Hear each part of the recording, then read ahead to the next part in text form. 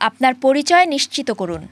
সামনে দাঁড়ানো ষাটোর্ধ্ব প্রৌঢ় মানুষটিকে উদ্দেশ্য করে বললেন বিচারক আলভিন হেলাস্ট্রাইন। লোকটির পরনে নীল ও কমলা রঙের পোশাক আর খাকি রঙের প্যান্ট। নিউইয়র্ক সিটি কারাগারের বন্দীদের এই পোশাকই পরিয়ে রাখা হয়।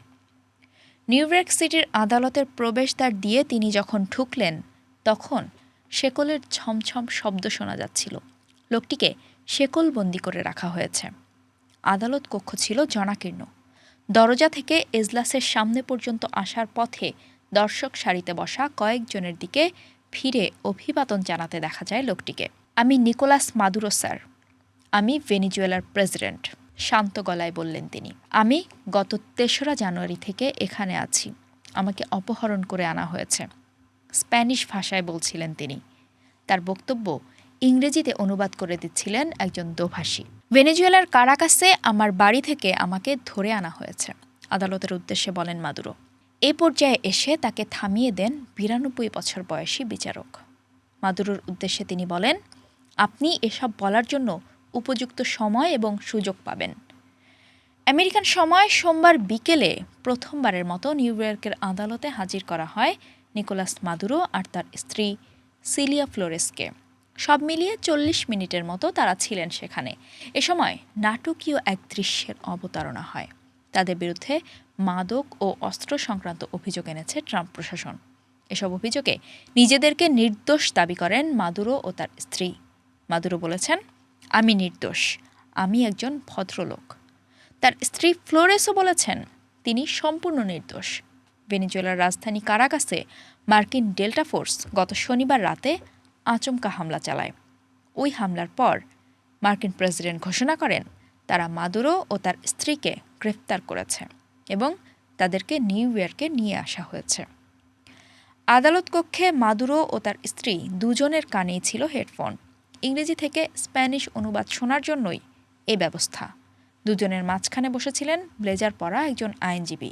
একটি হলুদ লিগ্যাল প্যাডে নোট নিচ্ছিলেন মাদুরো। নোটপ্যাডটি যাতে নিজের কাছে রাখতে পারেন সেজন্য বিচারকের কাছে অনুমতিও চেয়ে নেন মাদুরো। ৪০ মিনিট দীর্ঘ শুনানি জুড়ে তিনি ছিলেন শান্ত ও নির্লিপ্ত। এক পর্যায়ে দর্শক সারি থেকে একজন ব্যক্তি হঠাৎ চিৎকার করে ওঠেন এবং মাদুরোর উদ্দেশ্যে বলেন, আপনাকে অপরাধের মূল্য চোকাতে হবে। সে সময়েও নির্লিপ্ত ছিলেন মাদুরো।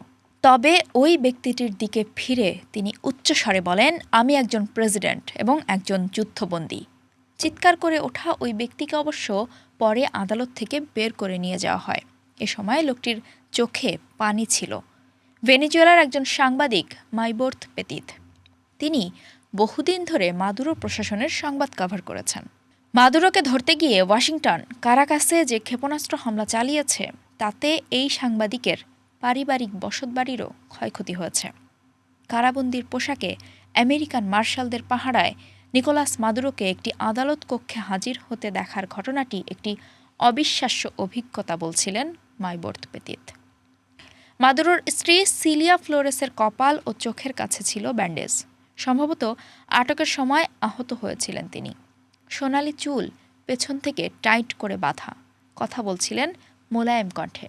সিলিয়া ফ্লোরেসকে চিকিৎসা করানোর জন্য তার আইনজীবীরাই আদালতের কাছে অনুরোধ জানান।